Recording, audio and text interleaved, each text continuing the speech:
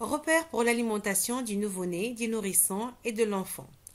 Lors de cet exposé, on va aborder les particularités de l'alimentation de l'enfant d'une manière générale et on va se poser plusieurs questions. Commençons par la première question. Y a-t-il une différence entre les termes alimentation qu'on a utilisés dans le titre et nutrition? Au fait, ces deux termes ne sont pas équivalents puisque lorsqu'on parle d'alimentation, il s'agit des apports par voie entérale ou parentérale. Par contre, concernant la nutrition, elle correspond à l'équation apport moins perte, perte par voie digestive ou rénale, puisque l'enfant doit faire face aux besoins de base, aux besoins de la croissance et au surplus demandé par les épisodes de la maladie. Donc, concernant l'alimentation, donc là, il s'agit d'ingesta, alors que pour la nutrition, donc il y a plusieurs facteurs, y compris l'ingesta, l'excréta et le turnover. Donc là, lors de cet exposé, on va plutôt aborder les repères de l'alimentation du nourrisson, nouveau-né et de l'enfant. Quels sont les buts d'une alimentation optimale qui sert au maintien donc de la santé normale, à une croissance optimale, et là c'est très important chez l'enfant, surtout entre 0 et 3 ans, on y reviendra. Et l'alimentation optimale elle est très intéressante pour la prévention des maladies, que ce soit la prévention des carences ou la prévention d'excès d'apport. Donc, pour pouvoir avoir cette alimentation optimale, il est très important d'avoir les notions des besoins pour qu'on puisse couvrir les besoins alimentaires de l'enfant. Et là, c'est par ceci donc qu'on va commencer les besoins alimentaires qui varient considérablement en fonction de l'âge. Et de 0 à 3 ans, on sait que la croissance elle est optimale. On parle d'une phase de transformation physique puisque le poids il est multiplié fois 4 entre 3,5 kg à la naissance et 14 kg à l'âge de 3 ans. La taille multipliée fois 2 entre 50 cm à la naissance et 95 à 100 cm à l'âge de 3 ans. Et concernant la masse osseuse, elle est multipliée fois 4 et ceci est bien visible lorsqu'on regarde la courbe de croissance. Donc là, c'est le poids en fonction de l'âge. Là, c'est la taille en fonction de l'âge. Et on voit bien qu'entre l'âge de la naissance à 3 ans, la vitesse de croissance est très importante. Donc, les besoins alimentaires à cet âge-là sont très importants. Et lorsqu'on parle de besoins alimentaires, on sait qu'on peut parler de besoins hydriques, énergétiques, besoins macronutriments, besoins en vitamines et en éléments minéraux. Concernant les besoins hydriques, ils sont de 150 ml/kg jusqu'à l'âge de 3 ans, 120 ml/kg 150 ml/kg jusqu'à l'âge de 3 mois, 120 ml/kg entre 3 et 6 mois, 100 ml/kg par 24 heures entre 6 et 12 mois. Et à partir de l'âge de 1 an, les besoins hydriques sont de 80 cc par kilo par 24 heures.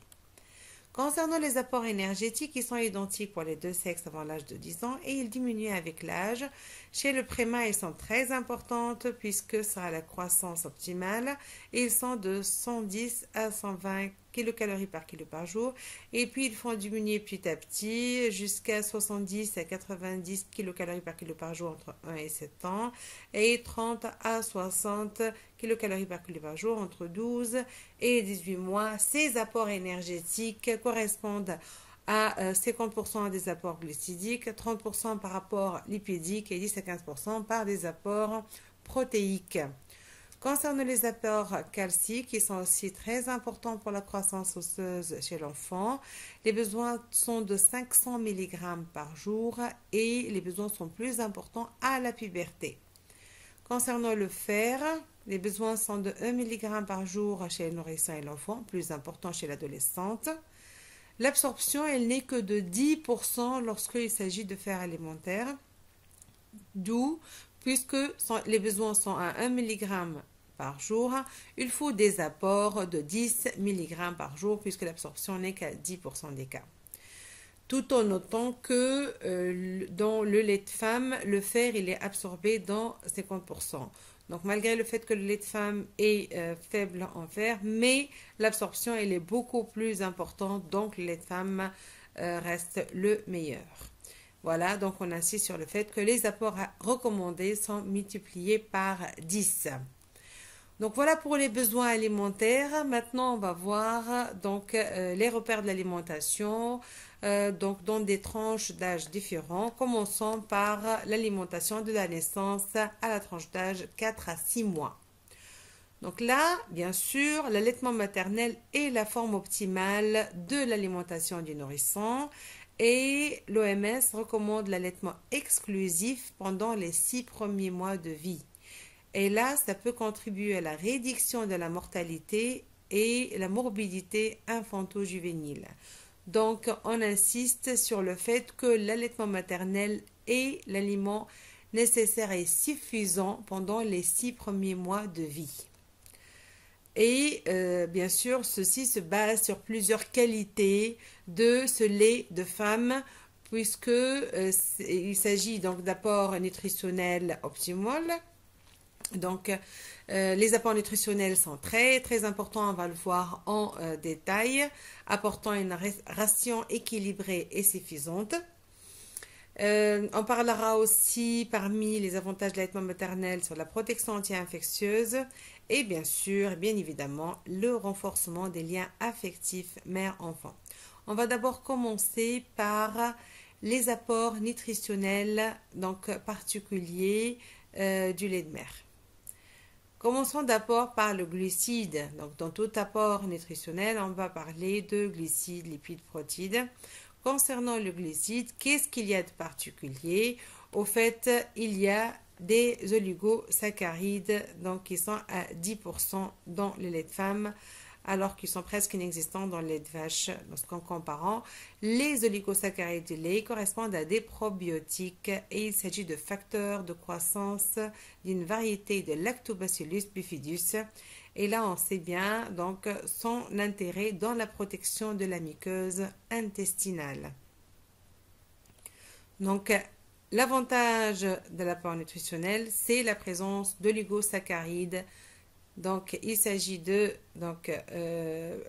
un aliment ou d'un élément qui est favorable à la protection de la muqueuse intestinale. Concernant les protides, donc en comparant le lait de femme au lait de vache, on voit bien qu'il y a peu de caséine et il n'y a pas du tout de bêta-lactoglobuline. La faible teneur en caséine fera du lait de femme un lait qui caille finement, donc il donne une meilleure digestibilité. Et l'absence de bêta-lactoglobuline fera de ce lait, bien sûr, un lait dans lequel il n'y a pas un risque d'allergie. Il y a aussi dans les protéines des lactosérums la lactotransférine qui a un rôle anti-infectieux, il y a des immunoglobulines, il y a des acides aminés cystine et taurine qui sont essentiels pour le développement du cerveau. Donc là, on voit bien l'intérêt des apports protidiques donnés par le lait de mère. Maintenant, passons aux particularités des lipides. En fait, là, la particularité, c'est que les lipides sont sécrétés avec donc la lipase. Il y a la lipase au même temps et ceci donnera une meilleure absorption des lipides de lait de mère. Et en plus de ça, il y a l'acide linolénique qui est un acide gras insaturé essentiel pour la synthèse de l'acide arachidonique et ça a un rôle important dans l'édification des structures neuronales. Donc, lorsqu'il s'agit d'apports nutritionnels, glucides, protides, lipides, on voit bien, d'une manière vraiment scientifique, claire, les avantages de l'allaitement maternel et ceci peut être expliqué d'une manière simple à toute maman ou future maman. Concernant maintenant le rôle anti-infectieux et anti-allergique, ça donne une protection, donc on voit bien par ce schéma-là que l'enfant, donc sous allaitement maternel, il est protégé et ça donne une résistance aux infections, gastro-entérite, à l'otite, à la septicémie et aux complications allergiques. Et le renforcement des liens affectifs mère-enfant, on en a parlé, bien sûr, c'est un lien intime qui se construit entre la maman et son nouveau-né. Donc, jusque-là, on a parlé du rôle alimentaire, de tout ce qui peut être le renforcement du rôle anti-infectieux, mais il y a aussi un quatrième avantage très important, c'est que l'allaitement maternel est économique. Et le coût de la morbidité donc, et de la mortalité infantile en cas d'allaitement artificiel est nettement beaucoup plus important, bien sûr, qu'en cas d'allaitement maternel. Donc, c'est un lait gratuit. Il faut encourager à l'utiliser, d'autant plus qu'il est donc, vraiment bénéfique. Et si on résume les avantages de l'allaitement maternel concernant donc apport nutritionnel, protection anti-infectieuse, renforcement des liens et économie. Et au fait, ceci peut être expliqué à n'importe quelle maman ou future maman d'une manière simple. Voilà, madame, votre lait, il est vraiment bénéfique pour votre enfant. C'est bien de lui donner d'une manière exclusive, le plus longtemps que possible, le mieux jusqu'à l'âge de 2 ans. Il contient des apports nutritionnels importants. Au fait, concernant l'apport donc en glucides, ça contient donc des éléments particuliers qui n'existent pas dans le lait en boîte.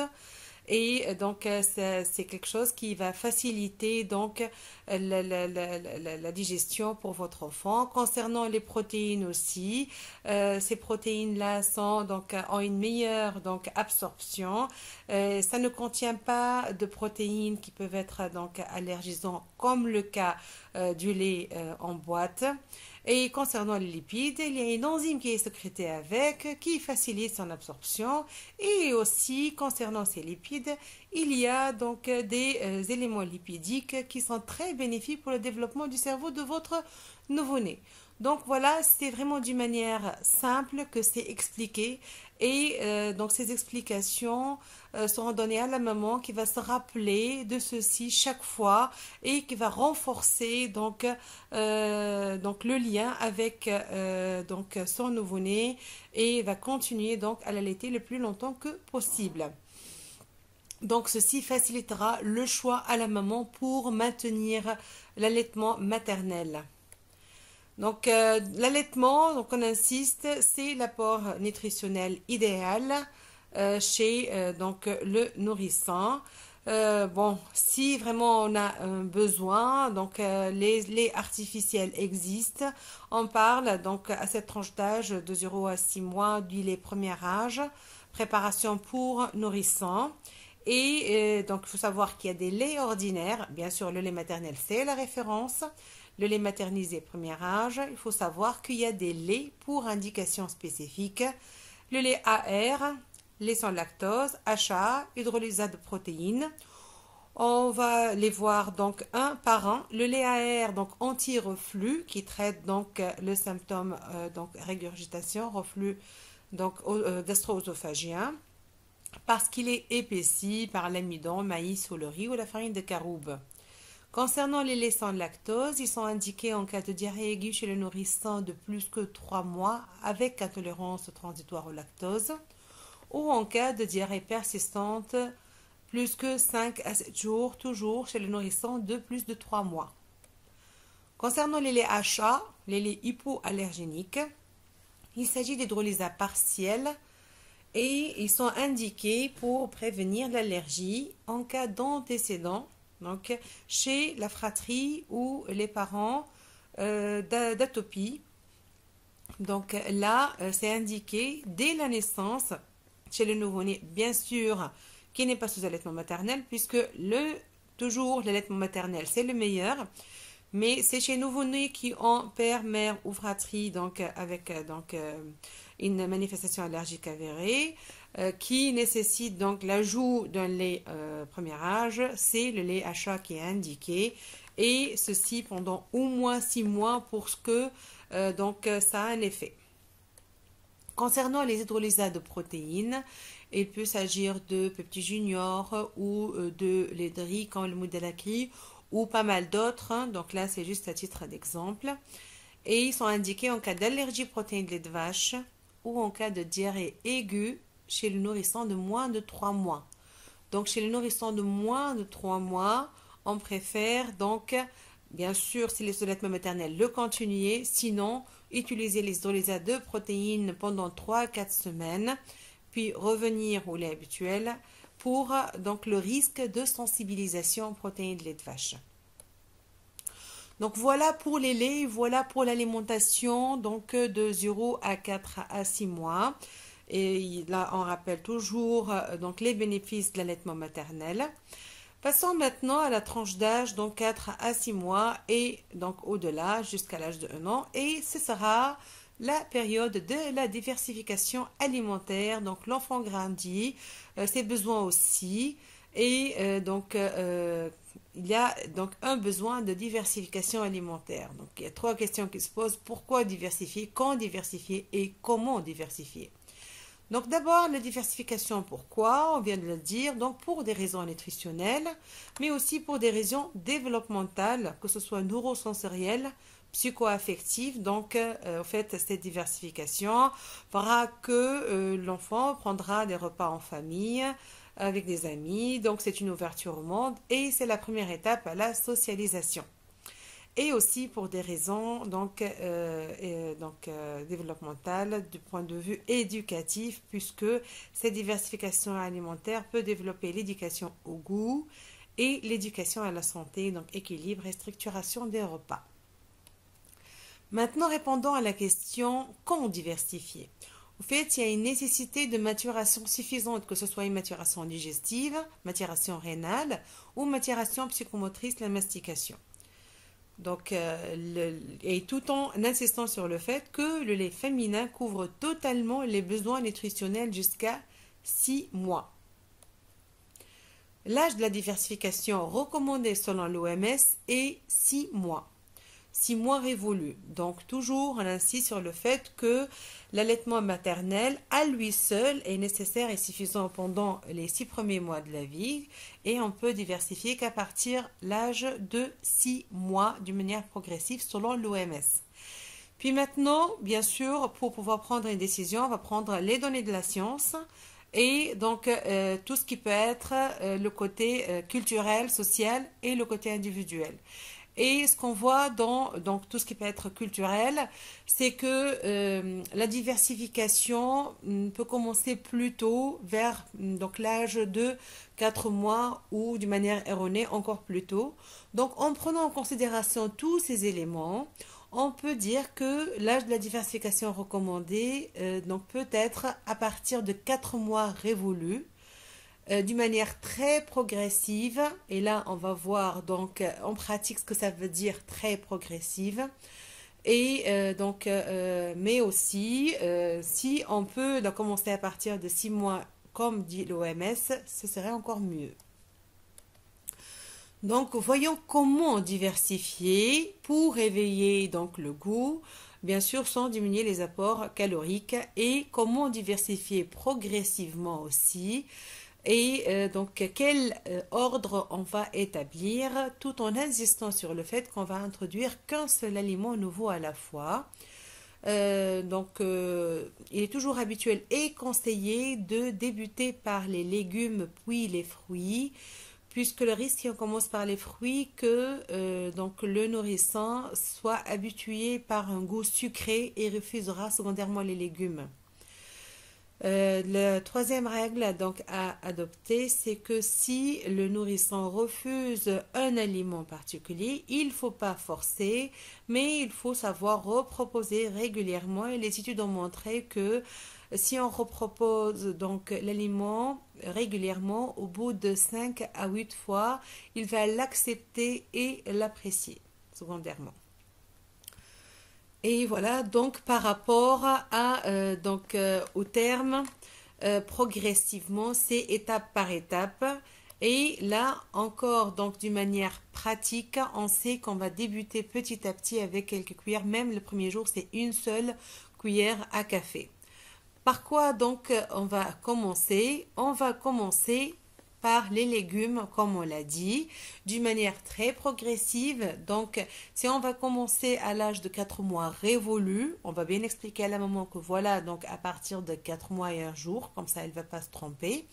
Vous allez pouvoir, donc d'une manière très progressive, commencer à lui donner des légumes. Vous pouvez commencer par les carottes, par exemple. Et là, à ce moment-là, vous allez bouillir les carottes avec de l'eau sans sel ajouté.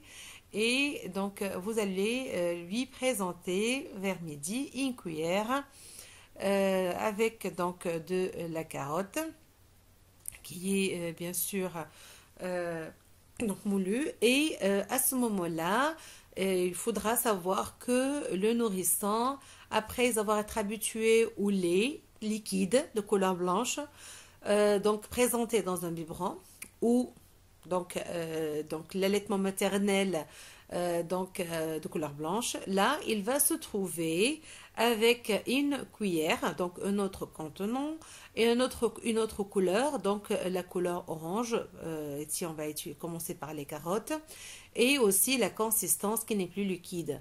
Donc, il y a pas mal d'éléments nouveaux lors de ce premier jour et il faut savoir lui présenter la cuillère juste au niveau de la lèvre inférieure. Et là, c'est lui qui va faire un mouvement pour aller chercher le contenu de cette donc, cuillère et donc le prendre dans la bouche et l'avaler. Tout ceci est très important pour le développement de son oralité. Il ne faut surtout pas faire l'erreur de lui ouvrir la bouche et de lui vider le contenu de la cuillère dans la bouche. Voilà, donc le mieux, selon donc, le groupe francophone des pathogastronutrition pédiatrique, c'est de débuter progressivement et introduire les aliments un par un et donc chaque aliment lui consacrer 3 jours. Donc les 3 premiers jours, ce sera des carottes.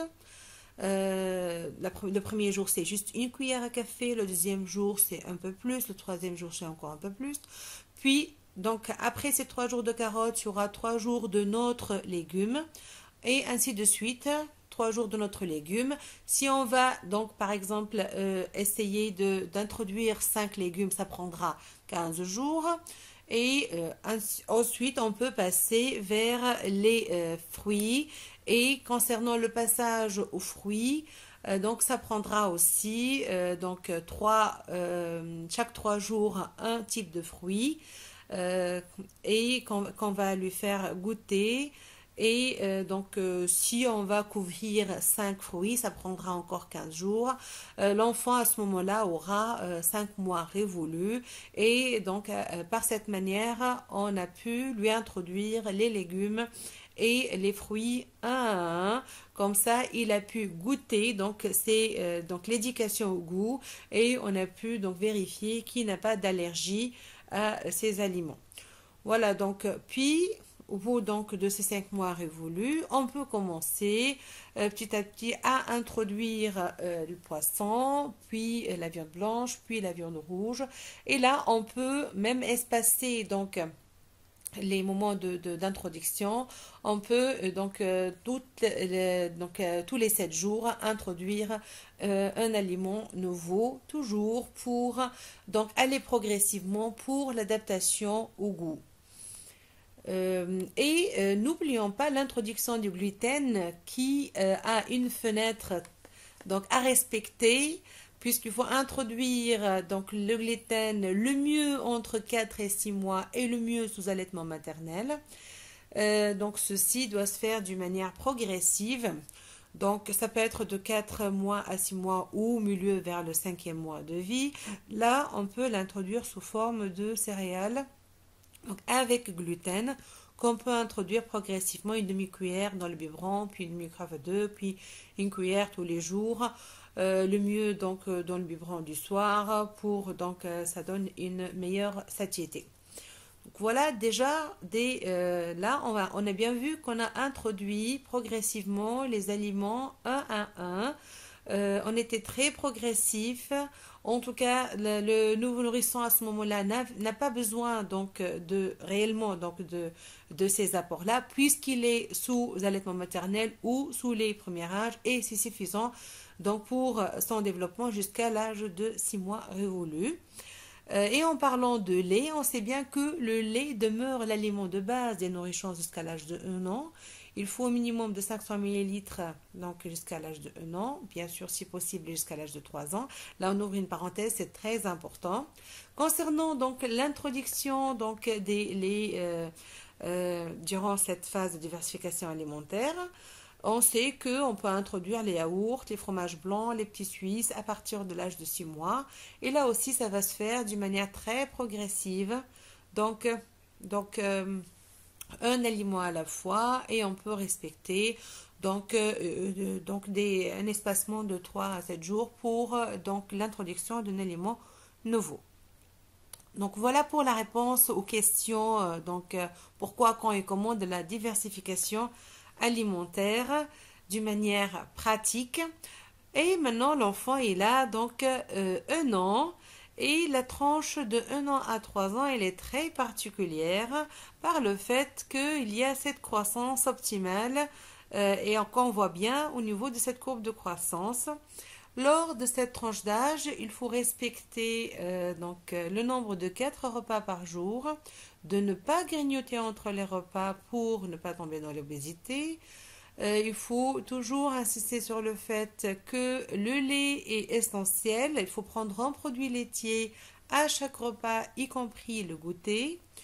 Il ne faut pas prendre de boissons sucrées.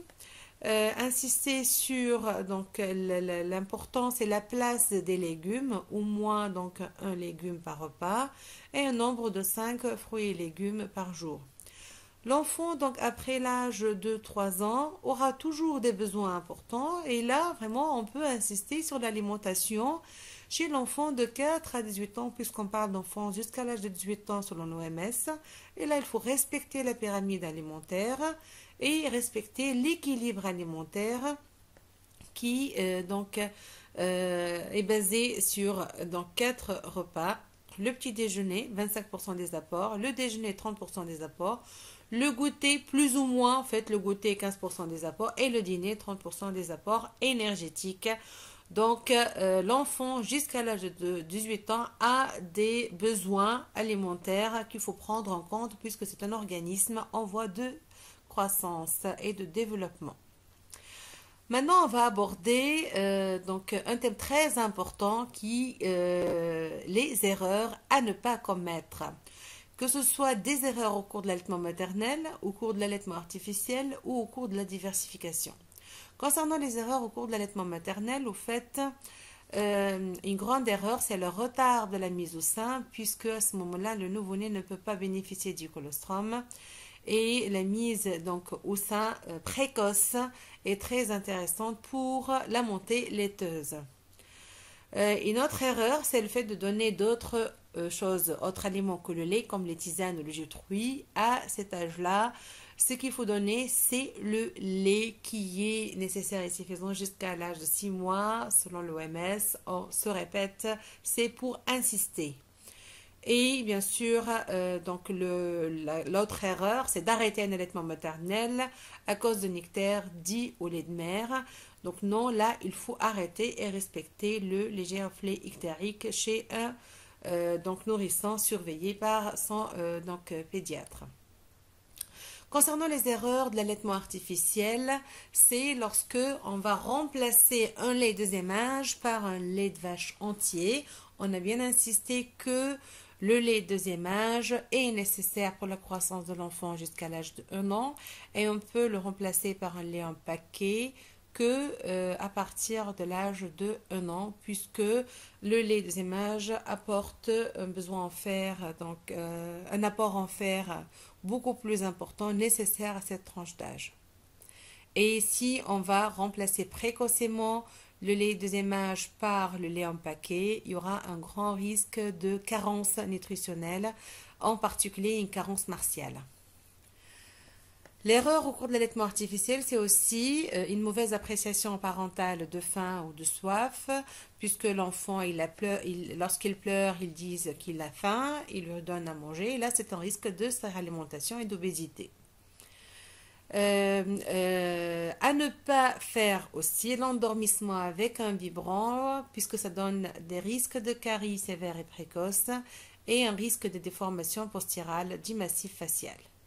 Passons maintenant aux erreurs au cours de la diversification, puisqu'une diversification précoce, en particulier avant 3 mois, donne un risque de maldigestion, risque d'allergie alimentaire et risque de maladie cœliaque. Comme on a bien insisté, l'introduction du gluten doit se faire à une fenêtre à l'âge de 4 à 6 mois, le mieux sous allaitement maternel pour avoir le moindre risque de maladie cœliaque. Donc là, après avoir donc abordé tous ces thèmes de l'alimentation du nouveau-né, du nourrisson et de l'enfant, il me reste que de conclure tout en insistant sur les objectifs de prévention en encourageant l'allaitement maternel, l'intérêt de l'éducation, avoir un rythme, donc l'alimentation, volume, goût, l'importance de la progressivité dans cette diversification alimentaire pour toujours garder un plaisir de manger dans une ambiance sereine et conviviale. Merci pour votre écoute.